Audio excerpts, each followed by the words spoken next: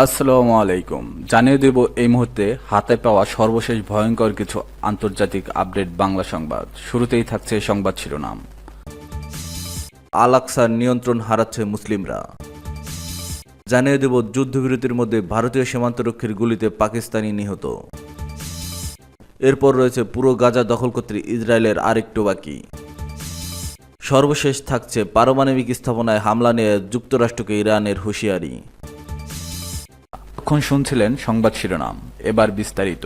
প্রিয় দর্শক, আপনি যদি এই চ্যানেলে নতুন হয়ে থাকেন, ভিডিওটি দেখতে দেখতে চ্যানেলটি সাবস্ক্রাইব করে আমাদের সাথেই থাকুন। আল আকসার নিয়ন্ত্রণ হারাচ্ছে মুসলিমরা। পবিত্র আল আকসা মসজিদে ইহুদিদের প্রার্থনার অনুমতি দিয়েছেন ইসরায়েলের জাতীয় নিরাপত্তা মন্ত্রী ইতমার বেন গাভির। তার এই নির্দেশনার ফলে মুসলমানরা আল আকসার নিয়ন্ত্রণ হারাতে যাচ্ছে কিনা তা নিয়ে প্রশ্ন উঠেছে। বার্তা সংস্থা রয়টার্সের এক প্রতিবেদনে তথ্য জানানো হয়েছে। ইতমার বেন গাভির বলেন, এখন থেকে ইহুদিরা আল আকসার সেজদা দেওয়া সহ সব প্রার্থনা করতে পারবে। টেম্পল মাউন্ট পরিদর্শনের সময় তিনি এই কথা বলেন। মুসলমানদের অন্যতম পবিত্র স্থান আল আকসা মসজিদ। এই মসজিদে কেবল মুসলমানদের নামাজ ও ইবাদতের অনুমতি রয়েছে। ইসরায়েল 1967 সালে আরব যুদ্ধের পর জেরুজালেম ও আল আকসা দখল করে দেয়। তাদের দখলের আগে এটি জর্ডানের নিয়ন্ত্রণে ছিল। ইসরায়েল এই মসজিদটি দখলের পর জর্ডানের ওয়াকফ বোর্ড পরিচালনা করে আসছে। জেরুজালেম ইসরায়েলের নিয়ন্ত্রণে থাকলেও সেখানে ইহুদিরা প্রার্থনা করতে পারতেন না। এ বিষয়ে একটি স্থিতি অবস্থা বা চুক্তি রয়েছে। 1967 সাল থেকে এই চুক্তিটি কার্যকর রয়েছে, তবে তাদের সেখানে প্রবেশের অনুমতি ছিল।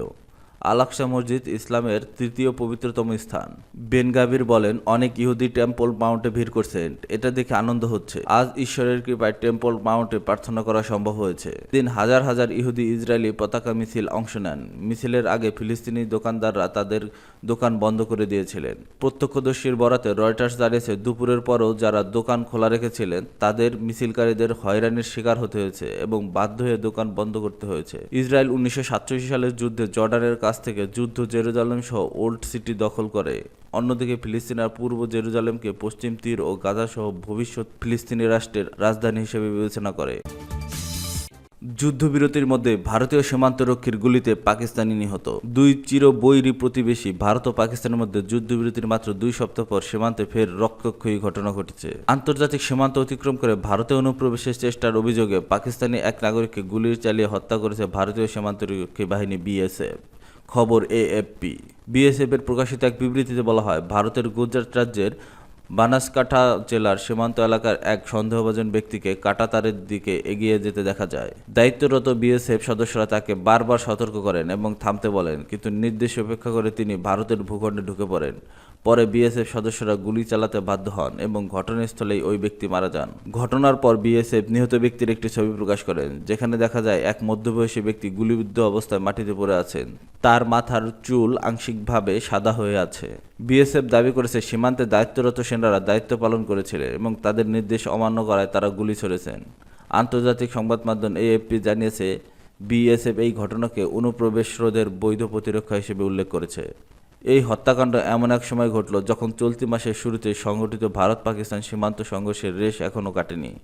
সেই সংঘর্ষে পাল্টাপাল্টি ক্ষেপণাস্ত্র, ড্রোন ও গোলাবর্ষণে দুই দেশের মধ্যে অন্তত 70 জনের বেশি মানুষের মৃত্যু হয়। এর আগে 22 এপ্রিল ভারত শাসিত কাশ্মীরের পেহেলগামে এক বন্দুকধারীদের হামলায় 26 জন নিহত হয়, যাদের অধিকাংশই হিন্দু পর্যটক ছিলেন।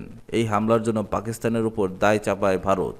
এর জবাবে নয়াদিল্লি 1960 সালে সিন্ধু নদ পানি বন্টন চুক্তি স্থগিত সহ বিভিন্ন কূটনৈতিক ও বাণিজ্যিক পদক্ষেপ নেয়। তে দ্বিপাক্ষিক বাণিজ্য, স্থল সীমান্ত এবং ভিসা কার্যক্রম স্থগিত হয়ে যায়।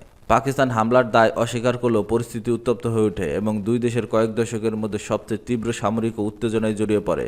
পরবর্তী মার্কিন প্রেসিডেন্ট ডোনাল্ড ট্রাম্পের মধ্যস্থতায় গত 10 মে ভারত ও পাকিস্তান যুদ্ধবিরতিতে সম্মত হয়।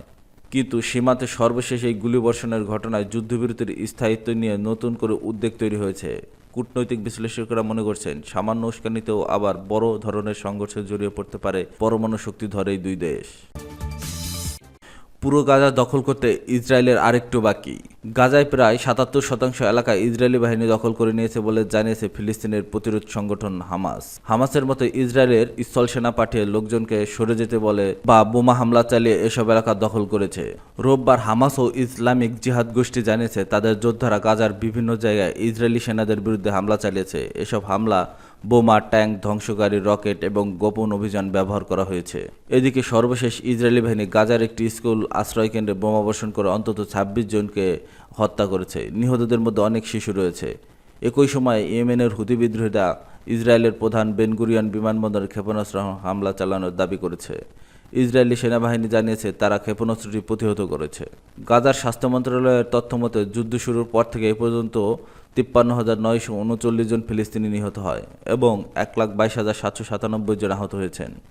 গাজার সরকারি মিডিয়া অফিস জানিয়েছে ধ্বংসস্তূপের নিচে চাপা পড়ে থাকা মানুষ এর সন্ধান না মেলায় প্রকৃত মৃত্যুর সংখ্যা ৬১,৭০০ জন ছাড়িয়েছে বলে ধারণা করা হয়।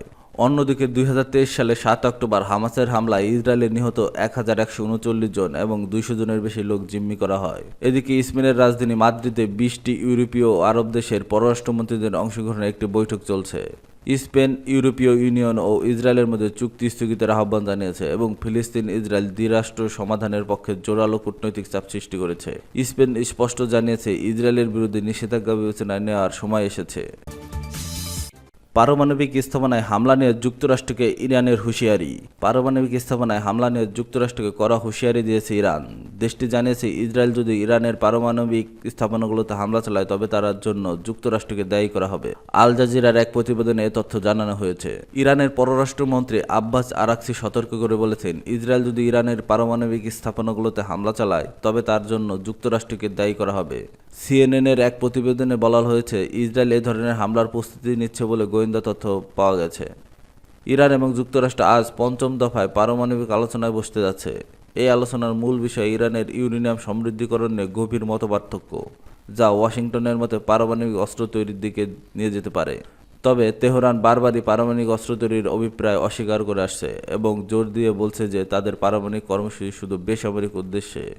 ইরানের পররাষ্ট্রমন্ত্রী আব্বাস আরাকচি জাতিসংঘের মহাসচিব আন্তোনিও গুতেরেসের কাছে লেখা এক চিঠিতে বলেন, ইসরায়েলের যে কোনো দুঃসাহসিকতার বিরুদ্ধে ইরান কঠোর সতর্কবার্তা জারি করেছে এবং এই শাসনের যে কোনো হুমকি বা বেআইনি কাজের বিরুদ্ধে দৃঢ়ভাবে জবাব দেবে।